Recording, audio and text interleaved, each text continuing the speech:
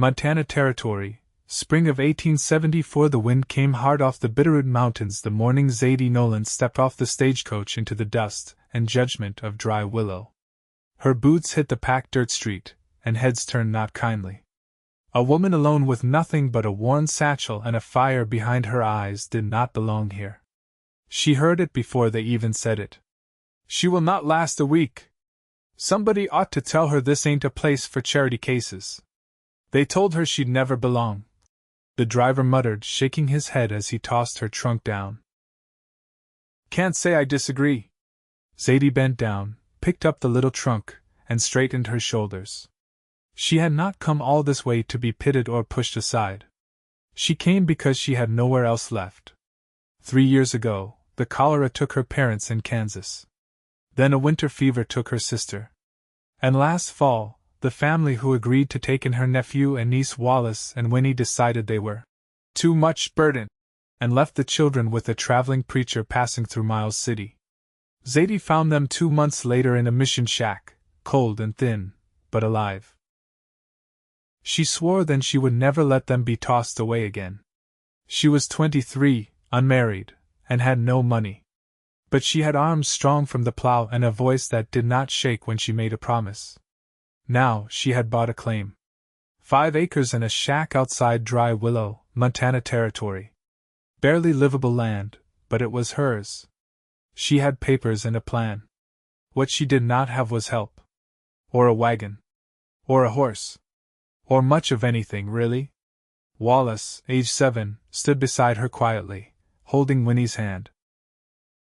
The little girl was 5, her cheeks still too hollow for Zadie's liking, but she had started to smile again when they crossed the Missouri. Zadie turned toward them. We are going to be all right. Wallace looked up at her. Even if folks do not want us here? She nodded once. Even then. A voice behind her said, You heading up to Widow Harper's old place? Zadie turned, squinting against the sun. A man stood near the edge of the livery stable, tall and broad-shouldered, with a wide-brimmed hat pulled low. His shirt was rolled to the elbows, arms dusted with trail dirt, and his boots looked like they had never known a town street. Yes, she said carefully. Do you know it? He walked toward her, slow and steady, a rope coiled in one hand. I do. It is falling apart. Roof leaks. Fences are down. Seen coyotes sniffing around there 2 weeks ago. Zadie's spine stiffened. It is ours now. His mouth twitched, not quite a smile, but not unkind. You got a wagon to get out there? No horse? No, well. He looked at the children, then back at her. Guess it is a good thing I got both. She blinked. Why would you help me? He shrugged. Because I was raised by a woman mean enough to slap a rattlesnake and kind enough to feed a stranger. She would not let me ride past a mother and 2 kids stuck on a main street like this. I am not their mother. You are still the one standing in front of them. She hesitated, then nodded. All right. He extended a hand. Jackson Verrick. Zadie Nolan. He tipped his hat. Load up, Miss Nolan. We will get you home. They rode in silence for the first mile. The wagon creaked beneath the weight of her trunk, the children, and the few tools she had managed to trade for in Miles City. The land stretched wide and rough on both sides, the hills rising in the distance like old bones. Where are you from? Jackson asked finally. Kansas. Near Abilene. He nodded. I was born outside Fort Benton. Ran cattle for a while. Came back here last year when my brother passed. Took over his grazing rights. Zadie glanced at him. You always help strange women on the road? No, he said. But you are not strange. You are just tired. And trying. That night, he helped her unload. The shack was in worse shape than she expected, roof sagging, door hanging on one hinge, and the smell of damp wood and mouse droppings thick in the air. Still, she stood in the doorway and said, We will make it work. Jackson looked at her for a long moment, then said, I will come back tomorrow. Bring some nails. Maybe a hammer. You do not have to. I know. He came back the next day. And the day after. He fixed the door. Patched the roof. Helped Wallace dig a small trench behind the outhouse so it would not flood when it rained. He showed Winnie how to stack firewood without catching a splinter, and even brought her a ribbon once, blue like the sky, quiet as anything. Zadie watched him from the doorway sometimes, arms crossed, lips pressed together. She was not used to kindness without cost. "You do not owe me anything," Jackson said one morning, handing her a sack of flour. "I know," she said. "But I still do not understand." He looked at her, steady and quiet. "They told you would never belong." She blinked. "I can see it all over your face. The way you brace yourself every time you walk into town. Like you are waiting for someone to tell you to go." Zadie looked away. Jackson stepped closer, voice low and sure. "I do not care what they say. You already do." She stared at him, heart thudding in her chest. He tipped his hat. "I will be by tomorrow." That night, Wallace crawled onto the cot beside her, whispering, "I like him." Zadie brushed his hair back gently. "Yeah. Me too." She lay awake long after the children slept, listening to the wind rattle the patched roof. She was still afraid of failing, of being turned away again, of trusting someone who could leave. But Jackson Verrick kept showing up. And little by little, something inside her started to believe that maybe, just maybe, she could stay. The frost broke in late April, and with it came the thawed scent of pine and damp soil. Zadie stood barefoot in the muddy yard at dawn, sleeves rolled, her hands deep in the earth. A small patch behind the shack had been cleared of rocks and roots, enough for potatoes, beans, and a few rows of cabbage if she could coax life from the stubborn clay.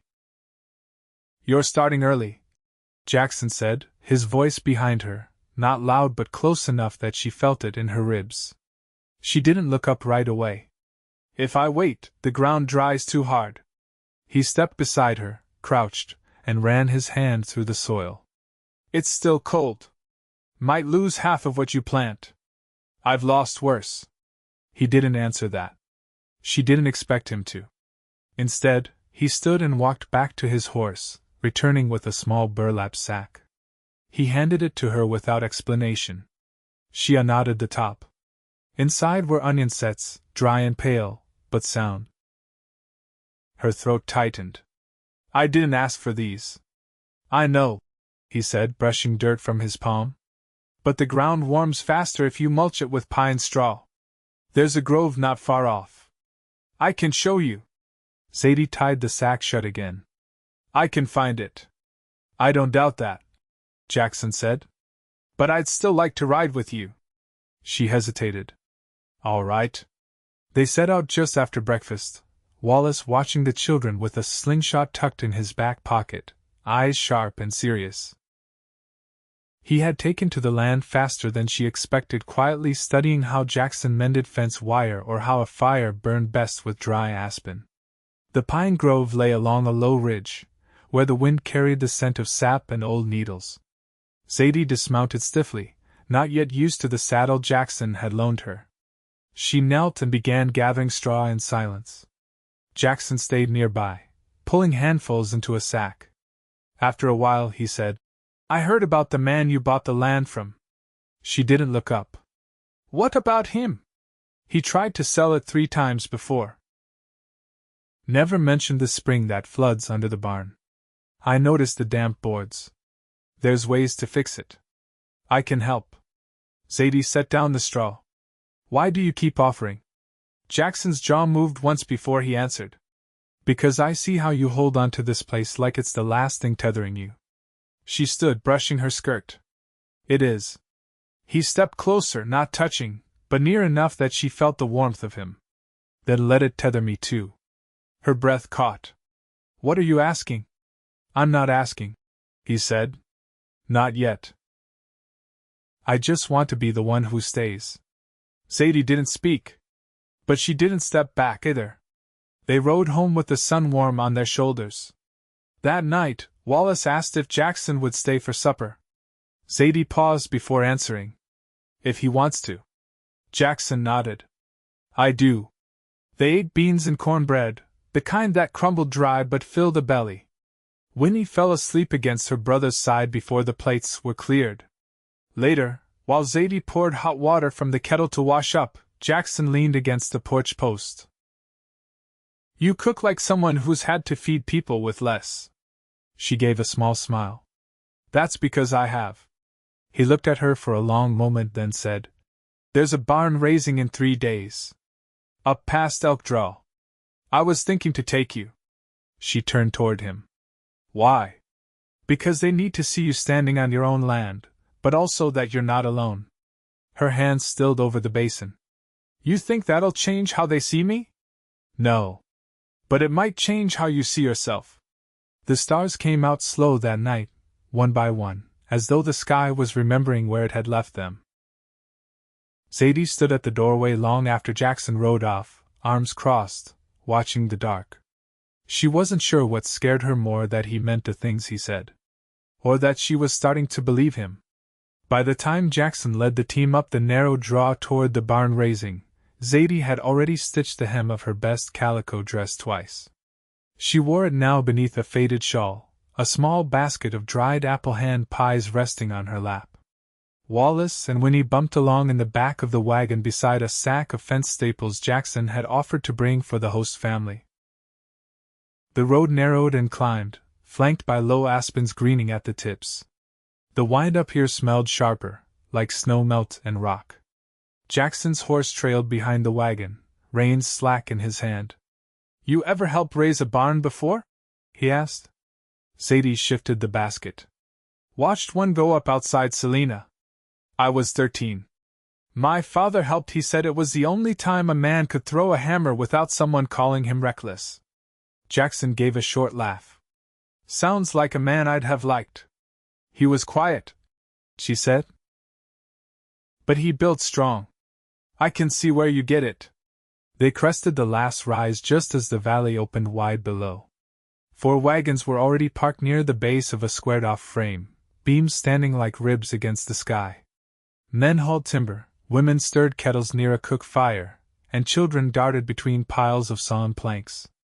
Jackson helped her down, then turned to lift Winnie, who clung shyly to his neck before letting go.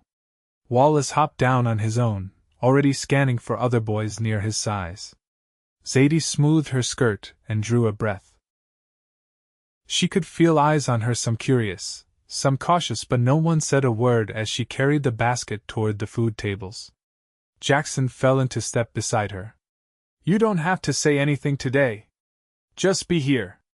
I intend to, she said. The hours passed in the rhythm of labor. Jackson joined the framing crew, his shirt darkening with sweat as he drove nails and steadied beams.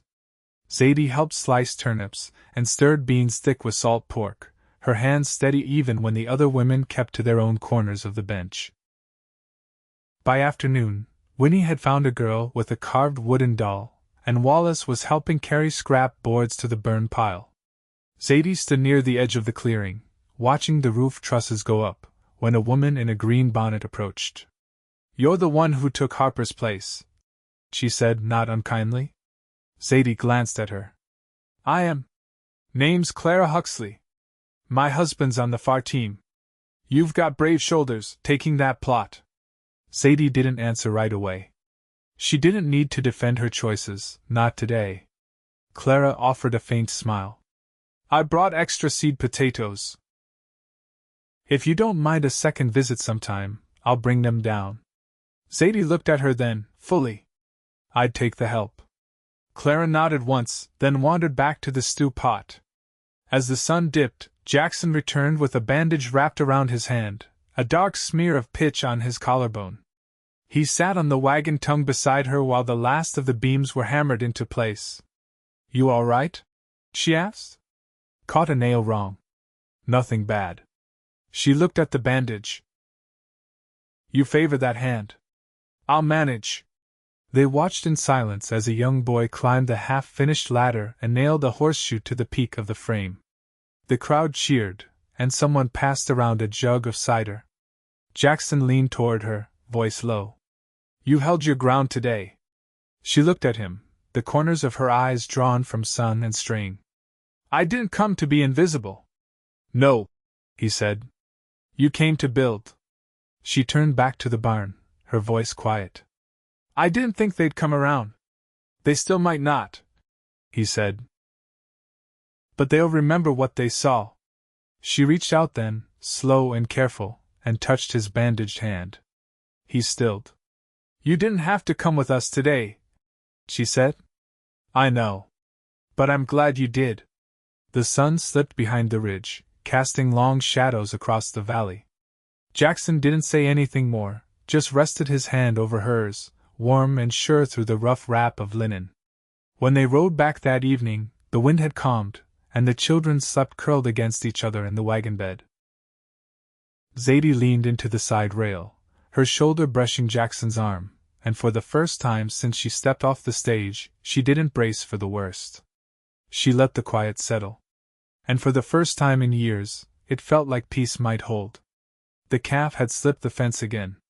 Jackson crouched in the scrub behind Zadie's barn, his palm pressed to a fresh pair of tracks.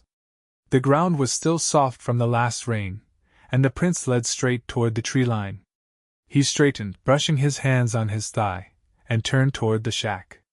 "I'll go after it," he said. "Won't be far." Zadie stood at the woodpile, sleeves damp from washing, her fingers red from the cold. "Don't bother if it's wandered uphill. There's too many thorns along the ridge. Wouldn't be the first time I ended up scratched for something halfway worthwhile," he said, already slipping the rope from his saddle. "I'll be back before supper." She didn't argue, but her eyes lingered on him a beat longer than usual before she turned back to the basin. He found the calf tangled in a patch of wild rose an hour later, bleeding low and frustrated, one hoof caught in a loop of wire someone had discarded long ago. Jackson worked patiently, cooing soft under his breath, until the little bull stilled enough for him to cut the wire loose and lead it back with the rope looped around its neck. The sun was dipping behind the slope when he returned. Zadie was sitting on the front stoop, mending Wallace's shirt, the boy himself dozing nearby with a book open across his knees.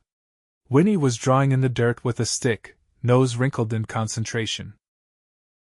Jackson tied the calf to the post and walked over, his steps heavy from the slope. "You were right. Took the ridge path. Found a mess of scratches from my trouble." Zadie didn't look up from her stitching. "Still brought him back. I'm stubborn. Or just kind."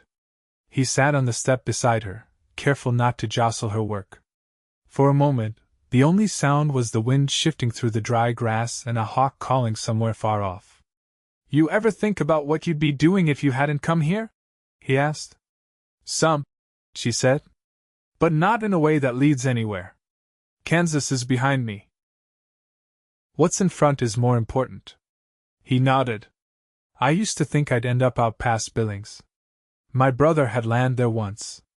Talked about building something permanent, maybe bringing in blood stock." "You still could," she said. "I could," he agreed. "But I've started thinking permanent might look different than I expected." She paused in her stitching, then set it down in her lap, folding the cloth carefully.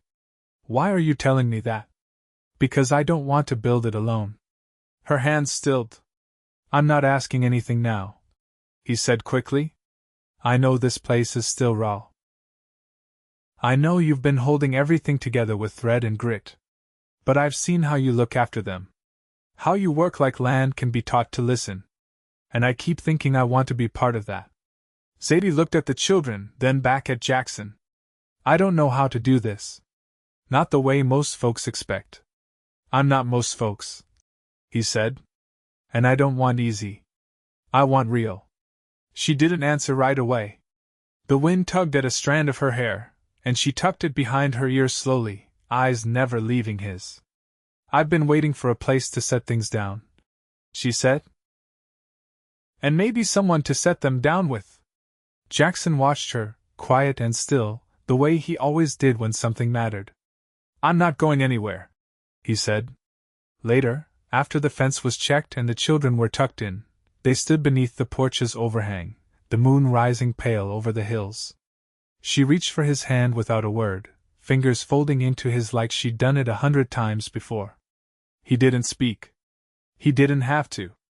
And in that silence, something settled between them, not a promise, not yet, but a beginning that felt like it had been waiting for them all along.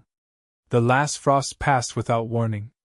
One morning the ground was stiff, and the next, it gave underfoot like wet bread. Zadie stood at the edge of the backfield, a canvas sack slung over her shoulder, and listened to the restless call of red-winged blackbirds along the creek. Wallace had started helping her in the mornings, and now he trailed behind, carrying the seed basket, his boots leaving half-moons in the soft earth. "Keep them spaced," she said, crouching to press the first row of bean seeds into shallow trenches. "Not too close or they won't take root right." "Why not?" Wallace asked, setting down the basket. "Things need room to grow," she said. "Even the small ones." He didn't answer, but after a moment he knelt beside her, careful with his spacing. Zadie watched him from the corner of her eye, how serious he'd become in the last weeks, how he checked the chicken pen each morning without being asked, how he'd stopped chewing his thumbnail when he was nervous. The land had changed him, made him steadier, more sure of himself. She felt the same tug in herself, though she'd never say it aloud. By the time the sun rose fully, Jackson appeared at the fence line, leading a bay mare with a blaze like spilled milk down her nose. He paused there, waiting for her to notice. Zadie stood, brushing the soil from her palms. "You walking horses now?" "She's yours," he said. She blinked at him. "Mine? She's sound. Gentle enough for the girl, strong enough for a load. Had her from a weanling. I was going to trade her last fall, but—" Zadie stepped forward. "But? I thought maybe she'd be better used here." Wallace had gone still beside her, his eyes wide. Zadie ran a hand along the mare's neck. "She's a beauty. She's not fancy," Jackson said. "But she's loyal. Won't spook easy. I'm not looking for fancy." He looked at her then, long and quiet. "That's good. Because either am I." She held his gaze, something thick rising in her chest. "I know." They led the mare to the small paddock beside the barn. Wallace ran to tell Winnie, and her laughter carried across the yard like wind chimes. Zadie leaned against the fence rail, arms folded. "You ever think about building another room?" Jackson asked. "You're running out of space in that shack." "I've thought about it," she said. "I could help raise the frame come summer. Maybe add a loft." She glanced over. "You expect to be here come summer?" "I expect to be here long after that." She looked down at her hands, then back at him. "You sure you want that?" "I want the days that'll wear us both out and the nights we fall asleep before the fire dies. I want Wallace asking me 100 questions I don't know the answer to. I want Winnie's drawings underfoot, and your boots beside mine by the door." She stepped closer, the space between them narrowing like a held breath. "You'd share this kind of life?" "There's no other kind I'd want." He reached for her hand, rough from soil, nicked from work, strong in its grip, and she let him take it. No hesitation. No more waiting. That night she cooked with the windows open, the scent of thyme and roast chicken curling into the air. Winnie helped mix biscuits, her curls tied back with the blue ribbon Jackson had brought all those weeks ago. Wallace set the table without being asked. Jackson arrived at dusk, not with tools or seed, but with a slip of paper folded in his pocket. After supper, he unfolded it beside the fire. Winnie sat curled against Zadie's side, Wallace asleep on the floor, a book open on his chest. "This here's the deed to the grazing rights my brother left me," Jackson said, voice low. Zadie looked up. "What about them?" "I don't need them anymore. Been thinking I'd rather put my name beside yours on your 5 acres than keep 30 of my own." She stared at him. "I want to build here. With you. Not just help fix what's broken." She didn't answer at first, only reached for his hand and traced the scar along his thumb with her fingertip. "All right," she said. "But the roof's still crooked." He grinned, slow and true. Then I guess we better fix it together. They married in June. A preacher came from 2 towns over, and Clara Huxley brought a crate of sweet preserves. The neighbors who'd once watched Zadie from behind drawn curtains now set benches beneath the cottonwoods and passed tin cups of cider hand to hand. Winnie wore a dress that Clara stitched herself. Wallace stood tall with his hair combed neat, holding the ring in his palm like it was treasure.